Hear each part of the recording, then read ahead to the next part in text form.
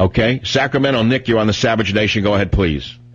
Dr. Savage, it's an honor. Hey, I'm a third generation, I guess you could say I'm a third generation Norwegian, although I'm American at the end of the day, and I don't speak a stitch of the language. My family, my great-great-grandparents, at the turn of the century, were landholders, and this was bequeathed by the Vikings. This goes back to the days of the Vikings. And they're not such nice people. The Norwegian king took their land, and this is a true story. And so what are you getting at? They deserve to be bombed today by the Muslims? No, not at all. But they are not the nicest people on the face of the planet. Who's that? What peoples are nice on the planet? Name one nation of nice people. You got it. Every nation was founded in blood. I said that over and over on my show. There's not a nation on the planet that was not founded in blood. That's a given fact. It's a part of the order of nature, survival of the fittest. So you look in the ancestry of every nation, it was founded in warfare and blood. But now that we've reached the point of such pacifism and weakness and drug addiction, we are unable to defend ourselves, and we are dying because of the vibrancy of the illegal immigrant. And when I say that, I am talking specifically about certain groups of illegal immigrants who are extremely violent and hateful of our ways of life. Now, the important thing to know is that your president has given a speech today, not about Norway's 9/11, but he says gays will serve openly in the military as of September 20th. I told you he has an agenda. Even though there was a bloodbath at a Norwegian children's camp where a gunman executed 9 children or 20 children, or we don't know how many, 30, the Obama administration thought this is the day to announce that gays will serve openly in the military. That's what's important. That's all that matters. That's the most important thing. Not terror rocks Norway, not radical Islam, not why is the DHS focusing on white people, why are they frisking 85-year-old women in wheelchairs instead of Arab Muslims, why are they not racially profiling? No, none of those questions need to be asked anymore because they've been answered already by the psychotic government that runs everything over here. New York, Jim, you're on the Savage Nation. Mike, thanks for taking the call. It's concerning to me that the world will not wake up and see what's going on. Iran is building nuclear weapons. Well, let's not bring up Iran. We know what the psychos are doing in Iran, and what is Israel doing about it with all their screaming and crying? For 3 years now, Iran's about to get the bomb. Iran's about to get the bomb. So why doesn't Israel take them out? Is their threat more than ours? Mike, it's a world threat, though. That's the problem. Well, I know about a world threat. The Israelis are there. They're worried about the rockets with the nukes. We've given them $3 billion a year for as long as I can remember. They have the most powerful military in the Middle East. Why don't they use it against Iran instead of sitting there fetching to everybody? Because political correctness has ruined this world. Not only our country, but it's ruined our world. Well, we know that. But I'm saying this is Israel's problem, Iran. But what do you say about Norway today? Norway is 9/11. It's the same thing in London. It's the same thing in the embassy bombings in Africa. That's right. The same thing in Spain. Remember, Spain had a conservative government, and the Muslims bombed the I think it was a subway bombing in Madrid. And then they threw out the conservatives and put in a socialist government in Spain, a Quisling government, because they wanted to show that they were more Andalusian than they were Spanish. Understand that reference? Today is Norway's 9/11, and Obama says gays will serve openly in the military. And, of course, in New York, you are concerned only about the city is sizzling. Record-breaking 104. Power outages across the city.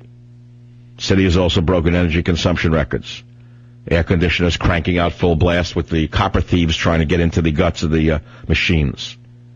And what else is going on? Heat tragedy. West Point cadet dies of exhaustion during training.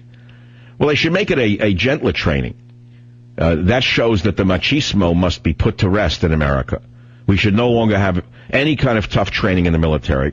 First of all, you have women in the training now, and that immediately shows you that you have to have a kinder, gentler training. And then, of course, you have men who never in the past would have been permitted into West Point. And, of course, they can't make the grade, so what you have to do is lower the grades that are necessary to make the grade.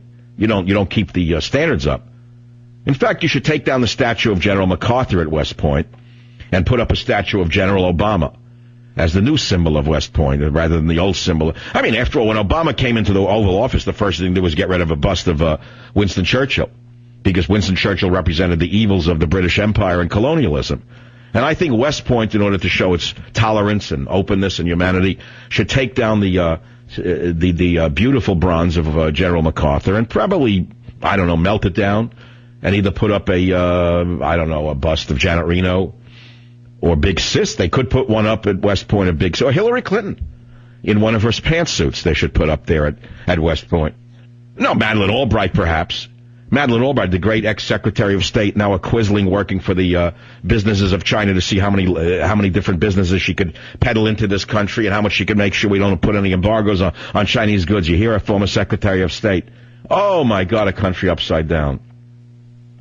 And you open up the Daily News from New York, and here it is. Gwyneth Paltrow has the tightest tummy in Hollywood. Bombshell model throws fashion industry curves. And they squeeze in terror in Norway, massacre at kids' camp, underneath the breast implants of Kate Upton's breasts. That's the news. That's the news. Ex-RNC Chairman Michael Steele to join MSNBC. I swear, I am not making it up. Ex-RNC Chairman Michael Steele, he's about as conservative as they don't come. Which is exactly why the pillhead at MSNBC would hire him. 1-800-449-8255. I can't do it anymore. I mean, I got hours ahead of me today. I've given you so much in this hour already, more than you're going to get from it. I gave you more in the first 40 minutes of this show than you're going to get from the next 4 days on any other show. No one else knew who Quisling was, but now you know who Quisling is, so you don't have to hear it on any of the other shows. So would you rather I talk about an nymphomaniac at Alley Pond Park when I was a teenager? Or how about the yarn man who got cancer? How about the chestnut man who tried to molest us when we were boys? How about the two-fingered former geometry teacher who was a former member of the IRA? How about me reading my poem when pasta was spaghetti? I could do that as well. I mean, let me entertain you. Let me entertain you, because there's only so much I can take of all of this. And at the same time, all of this is plaguing me. I have 12 relatives who I love coming out to visit tomorrow. We've invited them all. We're flying them out for the first family reunion of all time. And I'm getting all of the house ready and everything like that and the foods. I'm having laughter at 5 o'clock in the morning. I'm waking up laughing at the thought of the dinner that we're going to have together in a restaurant. One has a peanut allergy, the other has a fish allergy, the other one has a dairy allergy, the other one has a meat allergy. I don't know how they're going to put an order in the menu. One is going to say don't use a pot that had fish in it. The other is going to say don't use a pot that had a peanut in it. The other one's going to say don't use a dish that had a clam in it. The other one will say don't use anything that had milk in it. How can anyone go in a restaurant like this? I was laughing to myself. 5 in the morning. I'll be back. Savage.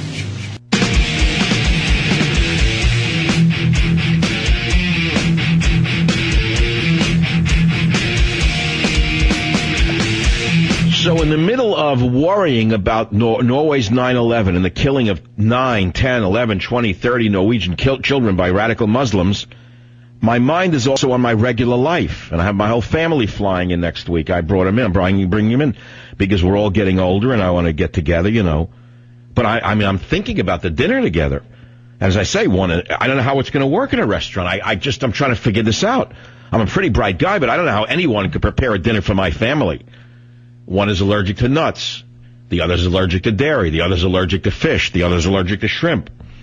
The other is allergic to, one is a lacto-ovo-vegetarian. The other is an ovary vegetarian, she's a feminist who won't eat any female animals, only male animals. So, I don't know how this is going to work. I don't know how any chef can handle this. In other words, one neutralizes the other. The guy says, okay, there's no peanuts in the pot. And the other one says, I want a peanut sauce. How's this going to happen? I think I'm just going to take them all to a mountaintop and we're going to camp out and we're going to all lick the Mountain Dew in the morning. No, I'm looking forward to it. I really am. It's going to be a lot of fun. Taking him on the boat Sunday. You have to go on with your life. Even if you're Norwegian. You have to go on with your life. You have to go forward. What does life teach us? But that in the midst of tragedy, you have to go on. Life must go on. Isn't that the lesson of the Bible? Isn't that the lesson of every religion on earth, at every prayer service, at every cemetery? Yes, you mourn the dead, and yes, you remember the dead, and yes, life must go on. You can't throw yourself into the grave. On the other hand, how do we prevent ourselves from being bombed by another radical Islamist group when they're breaking the behinds of 85-year-old women in wheelchairs at airports instead of you-know-who? Savage.